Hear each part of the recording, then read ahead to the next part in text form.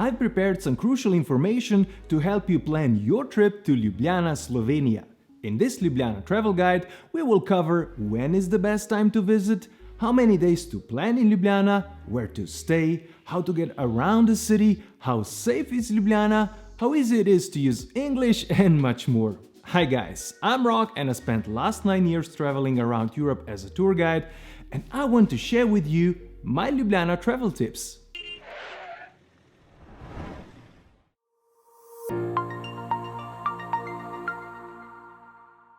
One of your first decisions will be when to visit Ljubljana. The city has 4 seasons and can be visited all year round. Winter is the low season, with occasional snow and temperatures dropping below freezing. Winter days are often foggy, but they are brightened up with beautiful Christmas lighting.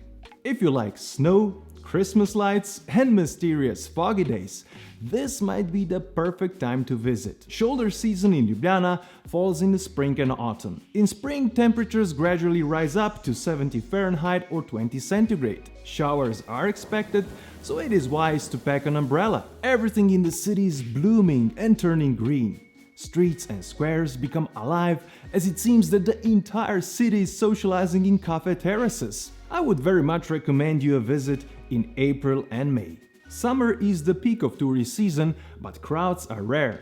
It is mostly hot and dry as daily temperatures can peak at 35 centigrade or 95 Fahrenheit. Hotel rates are the highest, and cafes around the riverbanks, parks and other cooler places are packed. Summer in Ljubljana has a special, easygoing vibe with abundance of events. If you don't mind the heat, summer can be a good time to visit. In autumn, temperatures, number of visitors and prices gradually drop, but the weather remains to be warm and dry. September and October are beautiful, warm and pleasant with many outdoor events. This is also a great time to visit Ljubljana. Once you know when to go, you have to figure it out how many days you need in Ljubljana. Small and compact capital city is easy to get around. Those in a hurry can cover most of the attractions in one day, but 2 days are the sweet spot to fully embrace a relaxed coffee culture of the city. If you want to see what are main attractions, check out my Things to Do in Ljubljana video in the top corner. From Ljubljana, you can explore almost the entire country as the city sits right in the middle of Slovenia. As country is small, you can return to the city every evening to enjoy in its restaurants, bars and nightlife. I would advise you to plan a few extra nights in Ljubljana and add few day trips to your plan. You can visit picturesque Alpine Lake Bled, amazing Piran town on the coast, Lipica stud farm with white stallions, or beautiful Alp mountains with clean rivers and lakes. Of course, a day trip to world-famous Postojna cave and mysterious Predjama castle is a must, and you can learn more about it in the top right corner. Once you sorted out your arrival and departure dates, you have to decide where to look for your accommodation. Most attractions are in the city center and they can be reached on foot. City center is also surprisingly green and clean. It has a castle hill, a river, big and small parks and many trees. Traffic is limited and some parts are pedestrian-only areas. Here are also museums, art galleries, most hotels, the best nightlife, nicest shops, the widest variety of restaurants, cafes and bars. Within the city center is also the Old Town, a pedestrian-only area with cobblestone streets nestled between the castle hill and the river.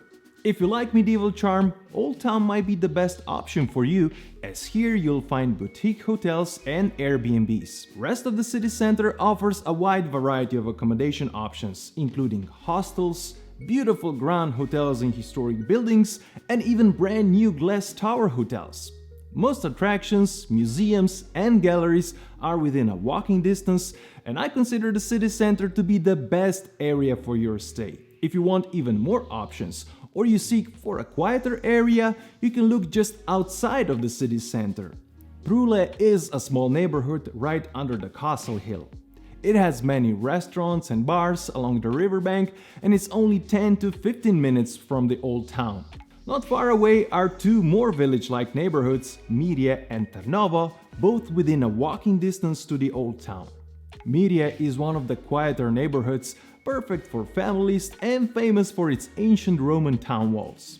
On the other hand, Trnava has become a popular gathering place for students and young people due to clubs and bars along the river banks. If you stay in any of the three neighborhoods, you will still be able to walk to most attractions. Accommodation prices are reasonable for European capital. If you want to learn more about prices, check out Can You Afford Ljubljana video in the top corner. Most people fly to International Ljubljana Airport that is about 25 kilometers from the city center. I've already covered ways to get from the airport to the city center in my Can You Afford Ljubljana video, so now let's look at ways to get around the city. As Ljubljana has only 300,000 inhabitants, it's too small for an underground. Backbone of public transport are white and green city buses. To use them, you need either a Ljubljana tourist card or a public transport card called Urbana. Urbana transport card is available from tourist information offices, most of cities' newspaper kiosks, newsstand and post offices.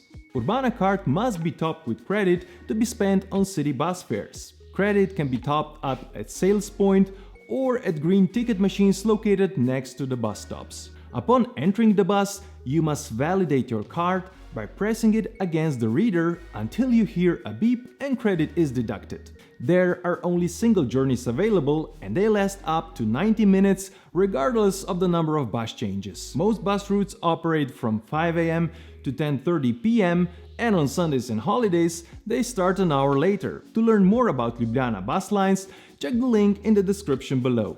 Bicycles are a very popular way to get around Ljubljana. Since most of the historic city center is a pedestrian zone, riding a bicycle is easy and safe. There is also an extensive network of cycling paths all over the city. You can use city bicycles that are almost free of charge if you return a hired bicycle to the nearest docking station within an hour. The only cost involved is €1 fee for 1 week online registration. All you need is your email address and a credit card, and I'll put the link in the description below. Ljubljana also has plenty of taxis, and the best way to use them is to ask your hotel or restaurant to call one for you.